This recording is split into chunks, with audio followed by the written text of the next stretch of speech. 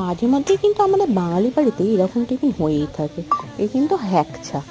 এটা কিন্তু ওই রকমভাবে সাজিয়ে গুছিয়ে কোনো টিফিন বা লাঞ্চের মেনু না, এটা কিন্তু পাতি বাঙালিয়ানার মেনু। প্রায় ঘরে ঘরে দেখা যায়। একদিন এরকম বাজার থেকে ঘুগনি কিনে মুড়ি জমিয়ে মাখিয়ে কার কার বাড়িতে খাওয়া হয় কমেন্টে সত্যি করে বলবেন কিন্তু। আর যদি থাকে এরকম ধামসা শশা খোলা শুদ্ধ, যেটা কিনা কামড়ে খেতেই ভাল লাগে।